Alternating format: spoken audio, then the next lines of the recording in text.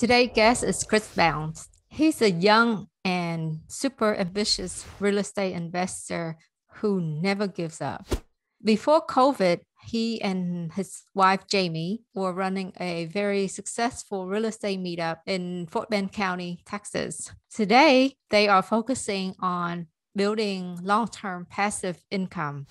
This episode took a very interesting turn, and I can't wait for you all to listen to it. If you enjoy the show, please rate us and write a review and share this great episode with a friend. This will help spread the words and inspire others. Now, let's get to the intro.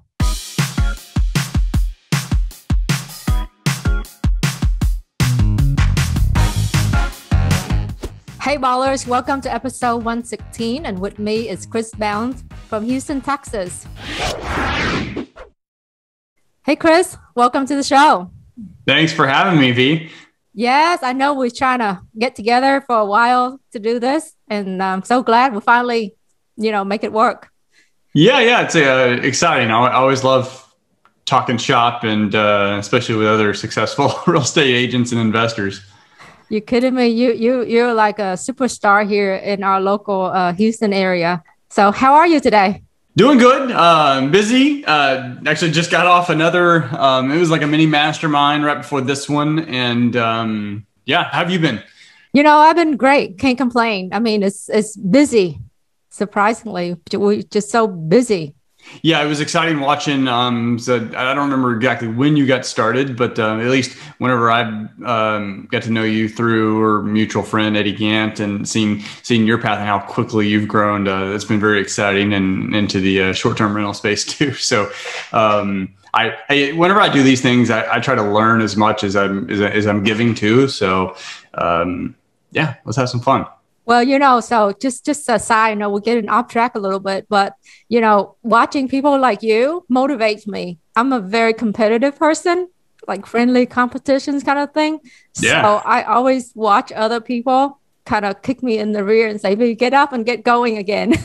So thank you. So what are you working on today? We're mainly working on passive income. So I am doing some retail transactions, which I haven't done before. I'm a licensed agent. Going into my background, Jamie and I flipped 200 or so houses, and ultimately we realized about 18 months ago that flipping's cool. It can be stressful, but it's cool. It's a good way to make money. But at the end of the day, you got to keep doing it, because once you stop doing it, the money stops too. And it's like this beast. Like if you're trying to scale that, it's like this huge monster that you have to continuously feed. And it actually becomes a problem building wealth and passive income, because you always have to pump money into it to feed it, and which makes it difficult to slow that down and then like hold properties. And ultimately holding properties is how you build wealth and passive income. So we've been doing everything we can to slow that down. And then COVID gave us a really good excuse to put some hard stops on some of our activities and operations, and really pivot very strong on holding more properties and doing less flips. We'll still flip, but ultimately our goal is building wealth, building passive income through rental properties. That's awesome. That's very awesome. You and your wife are really amazing. But before we get deep into what you just unpacked there, let's talk about you before real estate. Your name, where you came from, what did you do? Yeah, I grew up in the suburbs of Waco, Texas. So Waco is a small central Texas town. And then I grew up in a very tiny little community outside of that. So essentially, I'm a country boy. I grew up in the sticks. There were hundreds of thousands of acres of farmland behind me.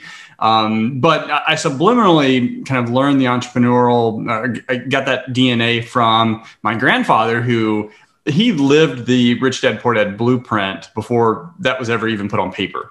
So, I mean, he's a old school, work hard, like work 18 hours a day, and you do that your whole life. And he built a huge company, but he also used the money from his company to buy real estate.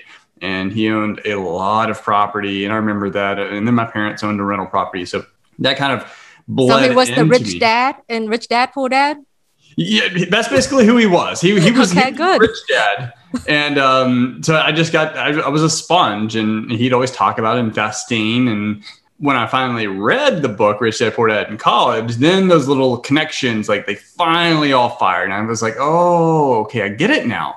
I get it. And my initial thought when I read that book is, I'm going to be rich.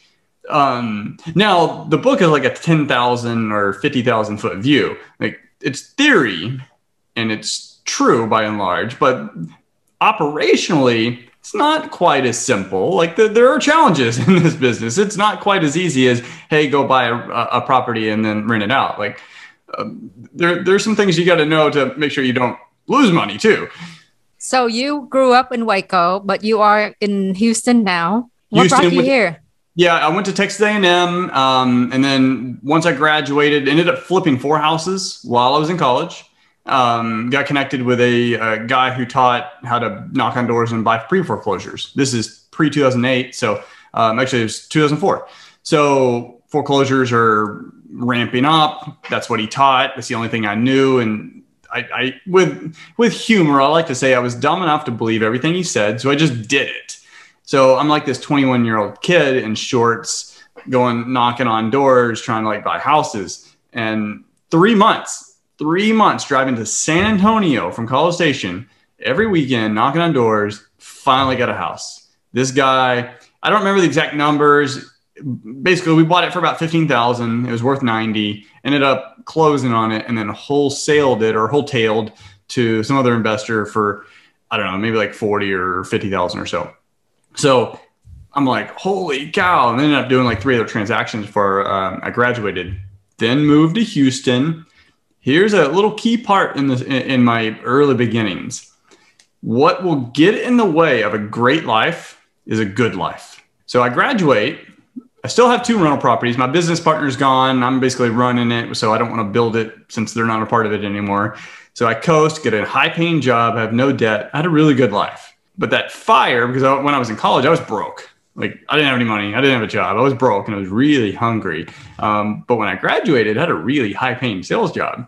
So I had money, no debt. So that fire kind of, I wouldn't say it went away, but it did subside for a little while. And I coasted for about 10 years until Jamie and I got married. And then that's when the new beginning of our real estate journey really kicked off. Okay, that's great. So what do you do now? Now it's passive income. Like how can we build, if you think about it, if there's a way that you can create an extra $500 or $1,000 a month, like that's $500 or $1,000 that you do not have to work for. Like passive. I'm talking passive. So just for simple numbers, $1,000 a month. And I'm not illustrating this to say it's easy, but if you were to create $1,000 a month, then that's $1,000 less that you have to actually go to work every single day, whether it's a job, whether it's on the real estate, like working commissions or wholesaling or flipping houses. That's $1,000 that can fund your lifestyle that you don't have to actually physically sweat to do and get frustrated doing. So we've flipped 200 or so houses, but that's very, very active, like knocking on doors, direct mail, calls, negotiation, all this stuff. But we got to keep doing it. And it was this hamster wheel that we were on. So we're like, we had rentals. We did have rentals, and our rentals, we started realizing like those were our best deals. Like we actually made the most money off our rentals using what I call the slow flip strategy. But we're like, we really need to turn that around. We're buying more rentals, filling that funnel. So it was like we slowly started working that way. COVID happened, and then we rapidly like went that way. Now it's like it's not, I mean, by no means I can't just retire right now off my rental properties, but that's ultimately the direction we're going. I'll never retire, but at least it gives you options and the ability to have freedom to do things that you really enjoy doing, like this. So if I had to go to work every day, I probably couldn't have this conversation with you, or maybe at 8 o'clock at night. So there's a little bit of latitude there, but that's what we're doing. We're really trying as much as we can to focus on the long term, make short-term decisions. I mean, we have to eat. We got bills to pay. Right. Kids. Take care of those, but do everything we can to delay that gratification for long term, because that's where the big money is. So let's go back to that, I got a couple of follow-up questions for you. Yeah. So you said you got your first deal from door knocking, and not just from you, but from other guests that I've talked to as well. They also got deals from door knocking. Do you think that still work in today's market? Oh, absolutely. Now, with COVID, depending on where you're at, it can be a little weird. I mean, in Texas, for the most part, most people are pretty, no, I wouldn't say back to normal, but pretty close to it. Other markets may be different, but yes, I mean, real estate agents have been doing that for a long time, but real estate investors, it's competitive, like depending on where you're at. If you're going to knock on doors for pre-foreclosures, like it's a short list. And it can be competitive. You might have to be a little bit more ninja and strategic in the types of doors you knock, but absolutely. Like, here's a good nugget. Say you want to Airbnb, like what you're doing right now, and you'll probably take this strategy, which is cool because I'm definitely going to do it. It just came in my head. Why don't you just go knock on doors to the areas that you want to Airbnb? Yeah, like go knock on their door or cold call them if they don't live there. If it's like a rental property, cold text them. And just say, hey, have you ever thought about selling your house? Or what if you were to sell your house, what would you consider selling it for? Just have a conversation. And you can get deals that way. Like people are still doing that. Agents get listings that way all the time. All a listing is someone who wants to sell their house, which means the investors can get deals that way too. It takes time. It takes effort. You're going to sweat a lot in Texas, but it's effective. So what percentage, like, in mailers, we know if we send 1,000 letters, you expect to get maybe 10 calls, right? Or something like that. What is that in door knocking? Do you have that data? No, it's been because time, like remember, it takes a lot of time. I haven't door knocked in a long time. Yeah. I'm not opposed to it, but I just haven't done that because I don't need to now. I think it's a great strategy, especially if you want to like be really ninja or if you want to be really strategic with dollar spend and like don't spend money, like just drive around. But so I don't have that data, unfortunately. I feel like all of us have started there at some point. Like I did door knocking at 1.2, and I did buy one house from it. And then, as I evolved, I quit doing it. But it was a great way to get started. It is. And I'll tell you this, I would rather door knock 100 houses than make 100 cold calls. Yeah. Like I have more, maybe I like outdoor sales more. I don't really like cold calling. Some people are different. They'd rather cold call. Maybe you try to get your Ironman workout in.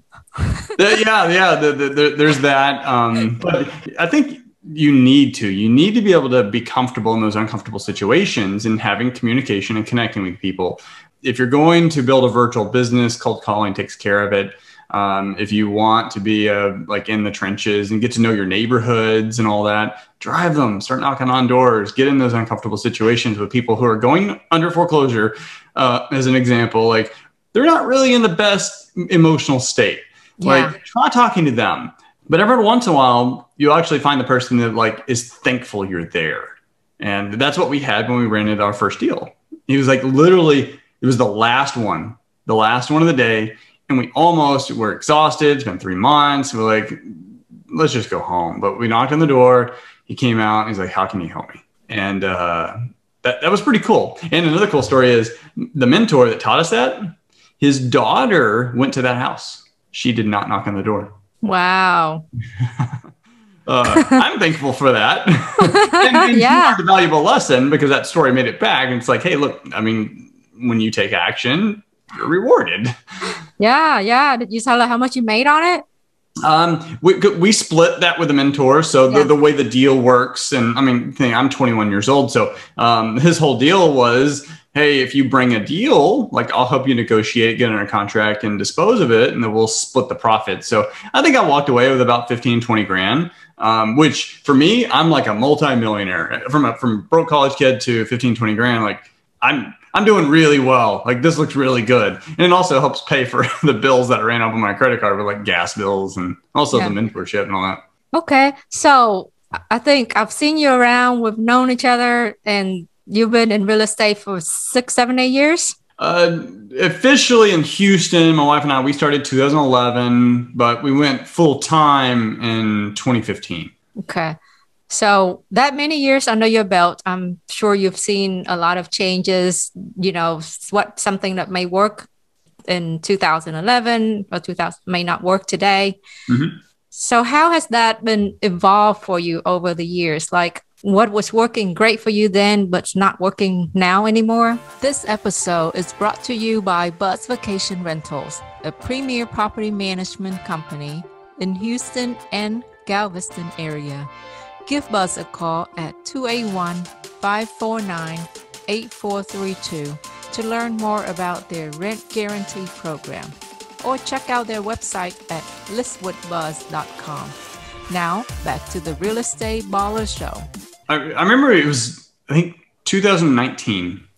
We sent out, direct mail has been a big part of our journey, and it was always our number one lead source. We sent out, and we went hot and heavy with it. Like we were sending $20,000, $30,000 a month in direct mail, and it worked. But eventually it started not working as much. And then I remember in 2019, there was some month we sent out like 30 grand, nothing, like no deals. And that's when I'd already been getting a little frustrated with it. But that's when I realized like, okay, that's not sustainable anymore. Like there's another way. And I saw the change too, because we have rental properties. We get the direct mail ourselves. And I always collect them because I want to know who's in the market. And also maybe we can work with you. But ultimately, I know that if I'm getting 10, 15 of these a month, so is everyone else that I'm trying to mail to. So there's got to be a different path to reach them. And then we started different hybrid strategies with direct mail, like a stacked type of marketing where you're doing direct mail, texting, pay-per-click, and organic reach, referrals. So, we've done a whole bunch of stuff. Now it's mostly for us, word of mouth, referrals, and branding, and wholesalers. So new wholesalers, if you want to buy deals and you don't want to market, that's really the only way you're going to get deals is from wholesalers. Now, if you want to go to the biggest wholesalers in town, like if I want a deal from UV, I'm going to have to pay top dollar because you've got a good network. That's just the way it works. But you're just starting your journey. You don't have a big network. Right. And I'm happy to network with you, show you how to do a deal. And actually, I'd say, hey, V, if you got a deal that you think might be interesting, I'm happy to look at it. I'll let you know what I think. And if you're looking to sell it, I'll let you know what I'll pay for it. So now I've become a center of influence. Yeah. Maybe I'll buy a couple deals from you. Eventually you'll get smart. You'll build out your own network and you'll find someone who'll pay a lot more than me. But you're going to figure that out anyway. Just what can I do to lead with value and maybe get a couple deals? Yeah, I feel like that's kind of a transitions that all real estate investors go through in some way, right? You get started, you wholesale a couple of deals, and then you get smarter and you get a little bit more money in your bank account. Then you start doing more things, different things, and maybe trying to maximize the deal a little bit better as you gain knowledge. Do you agree? Yeah, well, you have to. So if you're door knocking, your expenses are very little. Maybe the list, so a couple $100, and gas, a couple $100. If you now you get your first deal, you got some money, so you can probably afford better data. Now you can afford a direct mail campaign or a PPC campaign. So your cost, you may get more deals, but your cost per deal are going to go up because you're not using time, you're using money. So you need to get more for each deal. But through experience, you've probably met people who will pay more. So it's this cycle. Like I know a wholesaler that's just going to make $1,000 off of a deal, like their business is not built off that because they go broke. If that's their first deal and maybe they just knock on doors to get it, maybe the $1,000 is profit. But if they're trying to build a business off that, there's no way they'd stay in business. They have to make $7,000, $10,000, $15,000 on average just to sustain. Yeah, and there's wholesaler that make what 5, 2, 3 on an assignment or a wholesale deal, and that's very hard to make a living nowadays. Yeah, I mean, you can't run a business that way, unless you're just using your time. And if you have some magic formula to where you can do 100 of those with minimal time and money, I would love to hear about it. I'm not aware of it. I know there's all kinds of fancy terms out there and like the daisy chain or co-wholesaling or all that stuff. But I mean, I don't know. But it's regardless for us, like I don't want to wholesale. I want to just own it. Now, have we wholesaled? Yes. Would I wholesale in the future? Yes. But I do it in a little different way.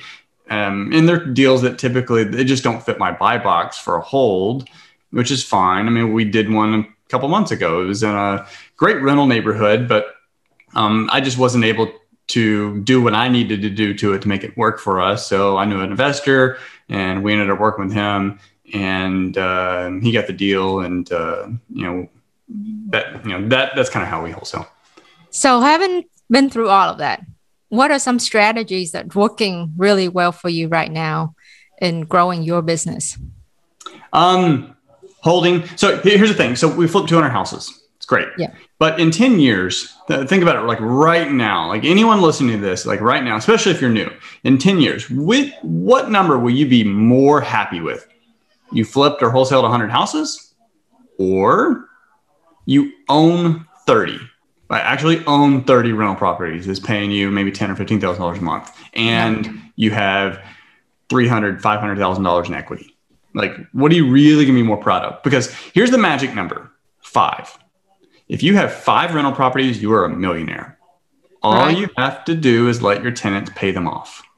In most markets, if you get 5 rental properties and they do not go up in value at all, you're probably pretty close to a millionaire. But we all know that you're a millionaire on paper until they pay off, and then you become a real millionaire. Well, great. Well, you control the asset. You control the asset. Yeah. Now, you can't eat equity. I'm not saying you can retire a millionaire. But I'm just saying it doesn't have to be this huge number where you have to go out and own this 300-unit apartment complex or own 100 properties. You can do that. Those are great goals. But if your goal really is just to build wealth and passive income and fund your retirement, not to be like the next greatest real estate investor in the world, then it only takes 5. So what if you just buy one a year for 5 years, or one a year for 10 years? And like now you've got a couple of $1 million in real estate assets. And that's kind of the genius in my opinion. I don't know what I know a lot of short-term rentals do arbitrage is a great way to scale.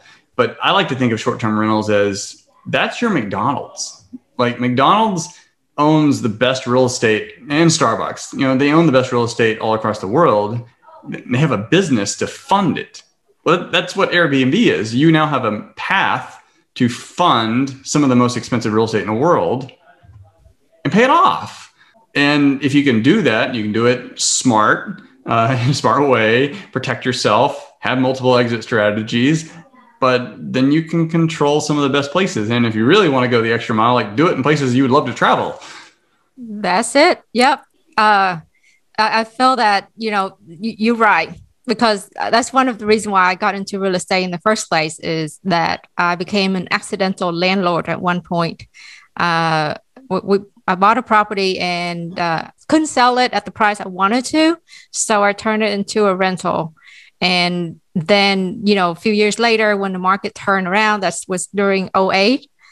So I sold that property once the market turned back up and made some money.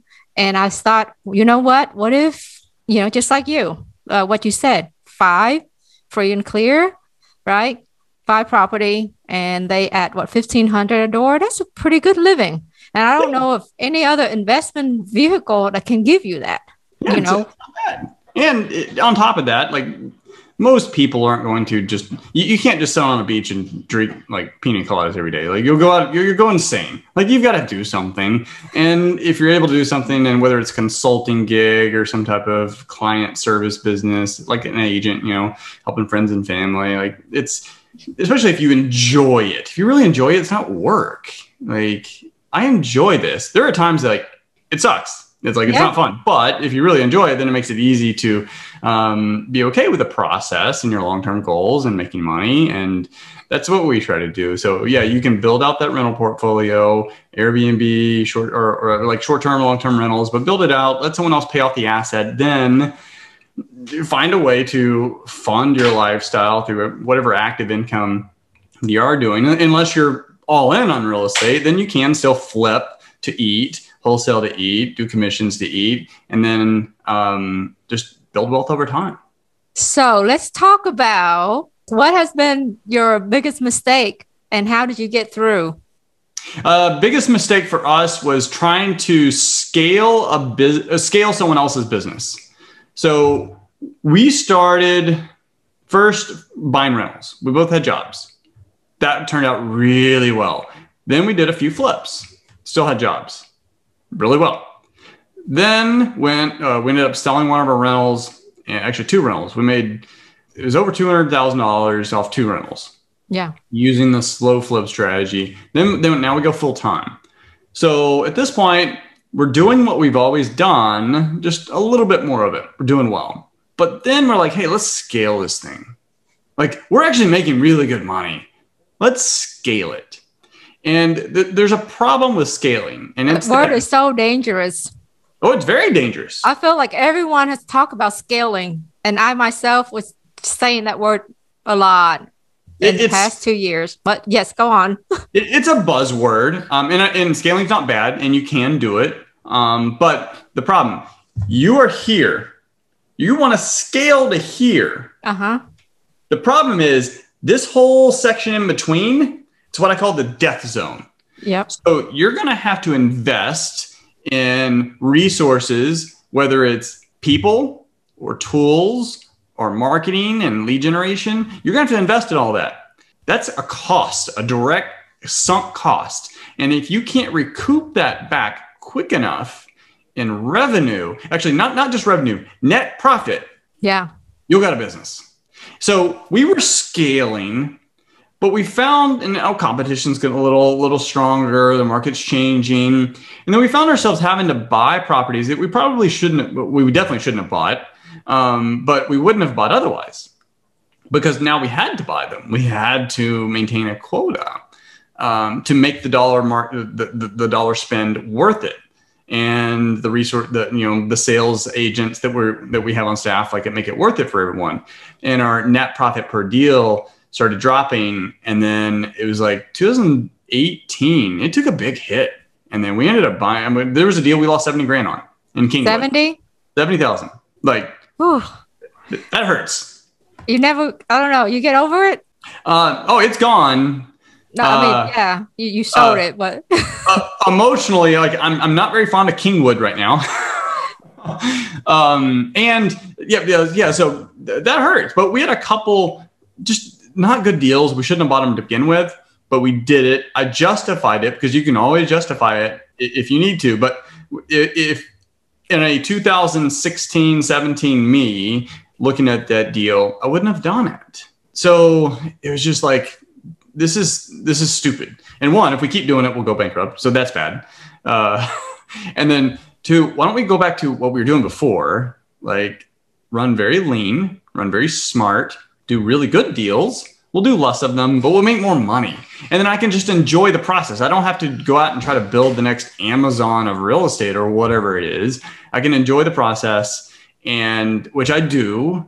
And then also find other avenues to where we don't have to do that as much through passive income. So that's what we did. We scaled back, started doing more strategic flips, buying more rentals, and then it's just this, we'll flip, but buy more rentals, and eventually you don't need to flip anymore, or you don't need to do anything, or you don't have to, you can, and we'll probably always do stuff like that. But yeah, that was a painful lesson.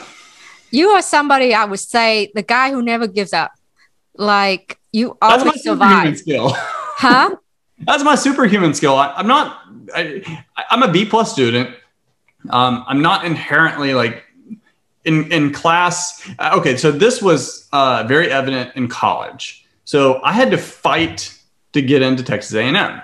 Yeah. Like, it's a very popular school. There's a lot of applicants, and I had to fight to get in. It wasn't like I just got in because I had these super high SAT scores. Like, I did well, but I mean, there's a lot of people that do well.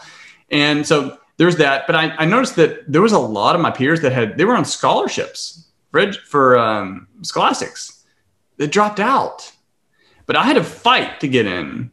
And I remember at the very end, at senior year, like in one of the, I was in the Texas, the Fighting Texas Aggie band, and they were giving out Scholastics awards, and I got one. And I remember one of my buddies, he goes, "Bounds?" Like, but because that was just me, I'm behind the scenes, like I'll fight for it, and I think that's why I actually did better than some of my peers. That it came easy to them, and then when the level that you had to rise to in college is much different in high school, like. You had to rise to that. A lot of them, they didn't know what to do, but I did. So I love the fight. I actually find that going back to my very first comment of if you have a good life that gets in the way of a great life, like I actually enjoy the struggle because I feel like I'm constantly getting better. Once that struggle goes away, which actually kind of did for us in the 16 and 17, because we're scaling, I think like, I got this. The struggle went away, got lazy. Now it's starting to hurt. So I love the struggle. I love the fight. And I'm trying to mentally keep that in me. Even on the next wave where things are going like really well, I'm going to find ways to keep that fight in me because if that laziness creeps into your head, like that's how you start losing ground. And I definitely don't want that. Yeah, funny you mentioned Good to Great because I'm actually listening to that Audible book of Good to Great Company. I don't know why I didn't come across it sooner. Actually, I haven't read that, but that's on my agenda. I just equate my experience that I had a good life, but it was getting in the way of a great life. But yeah, that's definitely on my reading list too. Yeah. So anyway, in that book, they did say like, good is the enemy of great, right? We hear that all the time. Yeah, it really is. So, but I'm really curious because as in our career path, we evolve, we grow, we get better, or some don't get better. But in your case, you have evolved over the year. You started out with flipping a couple houses, and then you ran this huge event in Fort Bend before COVID hit. And, now you also started agency business.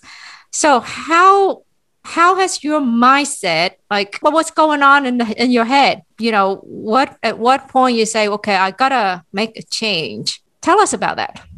Yeah, it's enjoying the process and being humble and also being willing and able to change. So some people think changing often is bad. And you may look to someone because we all know that person, they've done 15 things, maybe they're like 10 different network marketing things and they've changed job 5 times and they're a loser. Like that's not good, but that doesn't mean change is bad.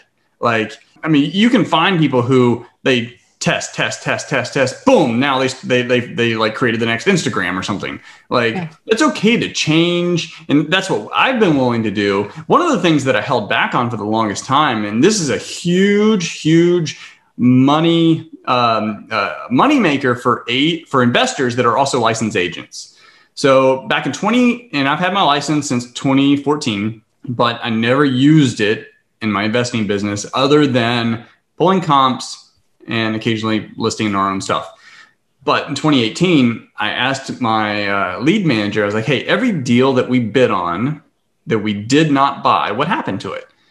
And it was 134 of them sold retail. So then I had to make this mental distinction. I'm like, look, I am in the living room with people. They're telling me I want to sell my house. I, of course, have a tool for them. I can buy it as is cash, but that solution doesn't work for them. And it's usually the ones, and this, like their house is clean. They're not motivated. It's in good shape. They don't need to sell at a discount, but they do want to sell. Right. Why am I withholding a solution that I have? I'm an agent. I can list it. And even if you don't want to personally do it, you can have a team and you can have that dedicated agent on your team that can do it. So why would I purposefully neglect to provide that solution to someone that I've already built a relationship with? They've invited me in their house. We spent time together. Why would I not walk out with a contract to buy it or to list it? And the reason why is I always said, I'm not an agent. I'm not an agent. I like push that off. And then I did the math. of those 134, based on the average sales of the market homes we target, that would have equated, if we only closed 30%, which is really low. We only closed 30% of them on a retail listing. That was 200 grand in gross commission. Like, now it's foolish to ignore that. So we made that shift, and then eXp Realty kind of came on in the same time period, which we're also making some rapid changes with our business. So all this like culminated within a very short time period, and we started doing more of the buy it listed approach. We'll buy it or we'll list it, but we don't say that. We have a very tactical empathy. I know you know what that means. Yeah. Empathy conversation to figure out what they want and what they need and what their goals are. And we can guide them down the path that they already want to go on. And because the person that wants to sell their house as is, they already know they can list it with a realtor. So by introducing that as a concept, it's nothing new to them. But we can have an open conversation. And if they want that house sold this week, we can do it. If they want to maximize every dollar in it because they know what the market's doing today, we can help them too. So you actually have like an open conversation with them? Absolutely. Yeah. We never just introduce a single solution. We have a conversation. I'll say, so, hey, B, I'm happy to go by the house and, take a look at it and talk about your situation. And we'll just have a conversation, see what solutions might be the best for you. Maybe that's us buying it. Maybe it's listing it, or maybe it's something else that we haven't even thought of. But how does that sound? That sounds great. But, I'm really more curious. Really, I want to dive deep into your thought process because, again, I think there's a stigma out there that if you like change and do this now and then you do something else later, it's not a good thing, like you said, right? But I also feel like someone that's resistant to change will also be pushed out. So how do you can't not change. Like, things are, matter of fact, change is the only way you will survive. Like, it's who moved my cheese. Like, I'm sorry. Like, and it doesn't matter. Like, you can agree with it or not, but it's still going to happen. Like, you don't have to like the sun. It's still going to come up every day. Same thing with change. And here's the next problem. It's happening faster than ever before. And here's the next problem. Next year, it will happen faster than this year. It's just where we're going. It's just technology. It's just more people. But here's the good thing. There's so many niches that you can get involved in that you don't have to do the shotgun approach that maybe worked really well 5 years ago. You can be really strategic, like you are with short-term rentals. Like, it's a very niche market. It's new. It's emerging. It gets a lot of media attention, but it's still very small. But by and large, it's still very small. Yeah. But you can. I know people, and some of them too, have focused on that within a couple of years.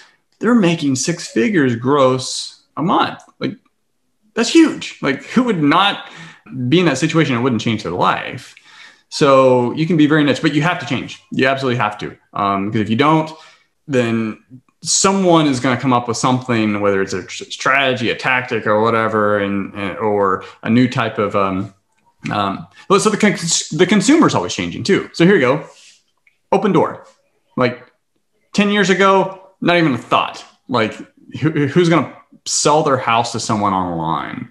Now, there are a lot of buyers willing to put in their address and sell their house online.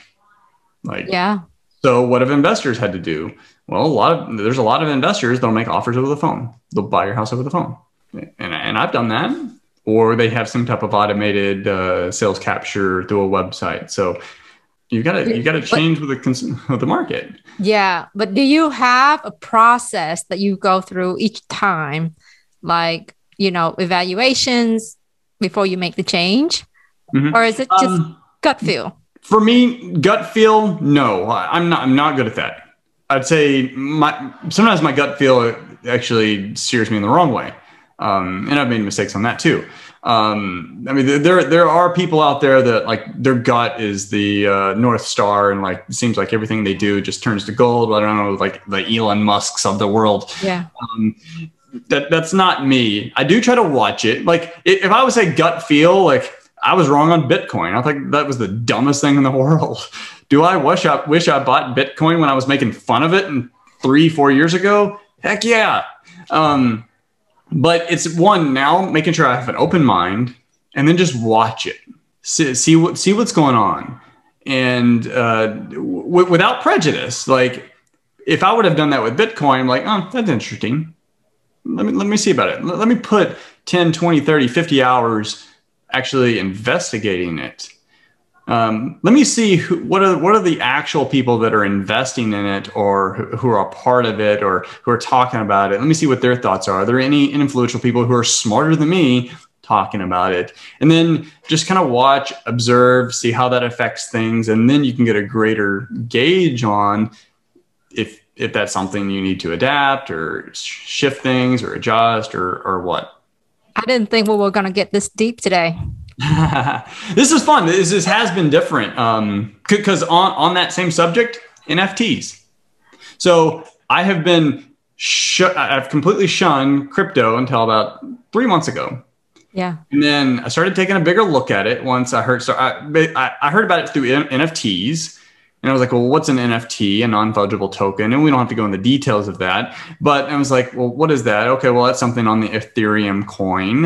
I'm like, okay, well, what's Ethereum? Okay, well, that's a type of coin, kind of like Bitcoin. There's like hundreds or thousands of them. So, okay, well, what is this? Well, it's all on the blockchain. So that's when like I started going down the rabbit hole. But now I'm watching. I'm actively involved on this very tiny little scale, but I am watching. And then boom, I started getting some realizations like, holy cow, like real estate will be done on the blockchain. Like title companies, like that will be in a blockchain. Transactions will be in a blockchain chain. How do NFTs play into this? And then just last night, I saw one of the first real estate transactions, or they're saying the first real estate transaction in the world is going to be done on an NFT.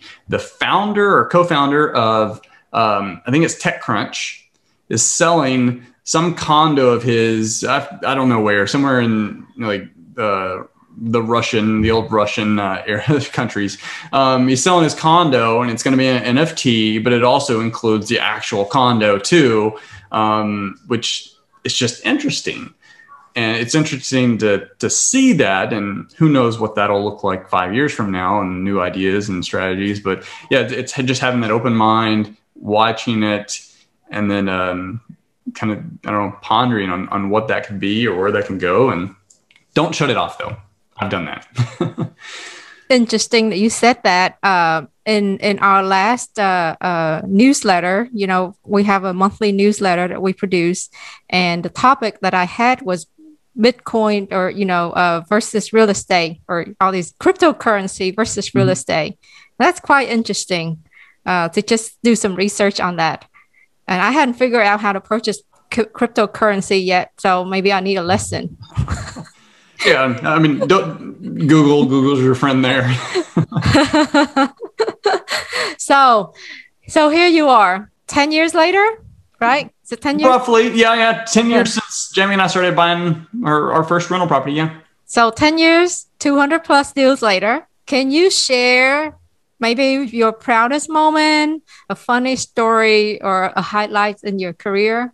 Proudest moment was being able to quit my job. So the very first property we bought through door knocking, yeah, that we were going to flip, we would have made 25 grand on this flip, roughly. We ended up holding it as a rental. We sold it 3 years later for $100,000 gross profit. That money, that happened right when my employer had basically cut my salary in half. My proudest moment was being able to, now I didn't have some dramatic, like YouTube worthy, like I quit moment. But I was able to finally have choice, because it was it wasn't the best environment. I'm grateful for the opportunity they gave me through the years, but it wasn't an environment that was going to give me any type of longevity, ownership of my position. So I was very thankful for that opportunity to have choice. And that's when we went full time. That's my proudest moment. But it also, going back to reflect, we try to scale a flipping business. When I look back, it's like that rental property paid us more money than every single flip. We've never had a 6-figure flip. We've had close to it, but we never had a 6-figure flip. And then the very next rental property we did, $120,000 gross. You know where I made my $100,000 flip? Not quite flip, it's more like a hotel. Mm-hmm. I sold that property to Open Door. Yeah, because they'll pay the most, right? Yeah. We made some good money off Open Door. The $70,000 deal, the one we lost. Yeah. My mistake was, if I would have sold it to Open Door, I probably would have made 15,000, 10 or 15,000. Yeah. My mistake was the way I did the number is like, I'm not going to make 15 grand when I think I can make 60 flipping it. I really should have let them hold that back looking back, but looking back, there's a lot of things that we would say, well, I wish I did, or I wish I didn't, right? Yeah. And when doing that, it's important not to beat yourself up, but just instead of saying the I wish, it's like, okay, if I'm presented with that situation again, what should I have done? And that's what I'm gonna do forward. Because at the end, you can't correct it. Like it's gone. So I mean, if you want to like feel bad about it, like, feel bad about it for 30 seconds and a couple hours or whatever, then boom, change your mindset. You got to move forward, but learn the lesson. Just don't do it again, because you only fail when you actually quit. Otherwise, you just learn something new not to do next time. That's very impactful. So what's next for you? We're going to multifamily, get into more scalable passive assets. Back to the, hey, every $500, every $1,000 that we can generate that's passive, it's $1,000 less we can do. We have to physically work for. So, but how can we scale that? It's pretty tough on the single family standpoint. Like, things are selling like crazy. So, and I know it's not entirely different from a multifamily standpoint, but the difference with multifamily is you're ultimately buying a cash flowing business. You're buying a business. So working with other operators that I know very well through masterminds that, we've been a part of, and just other networks or relationships I've built over the years to see how I can leverage my expertise and then the resources that we have and their boots on the ground and operational experience, and ultimately partner together in some deals in some form or fashion. And that's going to allow us to scale the passive game and the equity game faster than individual single family properties. And then on top of that, we've got a retail team that we've got 120 agents throughout the country, and we work with other agents, just kind of like you do, work with other agents, teaching them how to invest, how to build wealth, how to raise private money for deals. And some folks, if they want to work with us, we've got a path for that. But it's just building out the network, building out the connections, building out wealth, passive income. So are you looking to buy multifamily in the Houston area, or it could be anywhere? Anywhere that there's growth opportunity and projections, which today, and kind of has been this way for the last 10 years, has been the Sun Belt areas. So markets that I'm personally interested in, Texas, because I know Texas and love Texas, but also Florida, Georgia, South Carolina, Tennessee to some degree. And I know some folks that are buying pretty actively in Alabama, and I've looked at some of the financials, and they look really good. So those are kind of the markets that we're looking at currently. Well, maybe next time we'll bring you back on the Chris Bound Part 2, so we can talk about your journey with multifamily. Yes. By the end of the month, I might have that part checked off, at least on a large asset in Florida. So we'll see. That's amazing.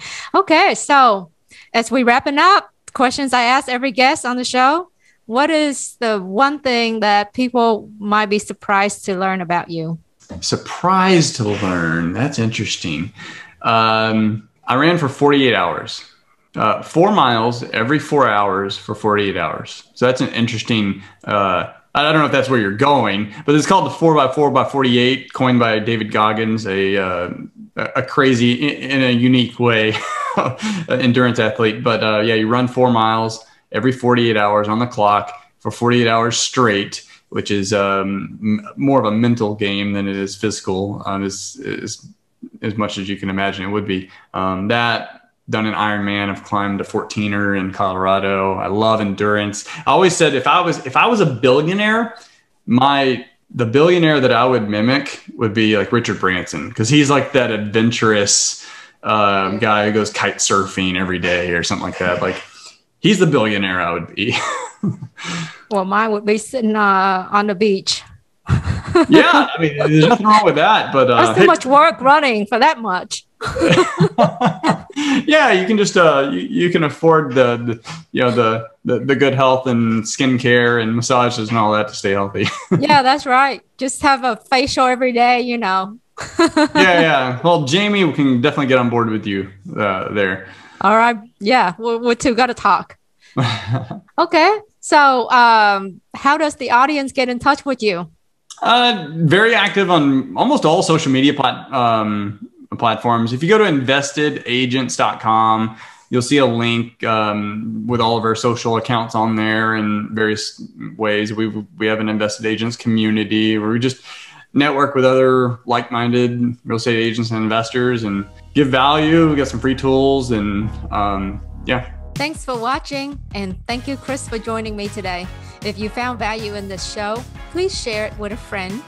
Feel free to give us a shout out on social media using the hashtag REBallers, and don't forget to subscribe so you never miss another show. If there's any topic that you want us to cover, please send us an email to info@reballers.com or just leave a comment below. See you next time.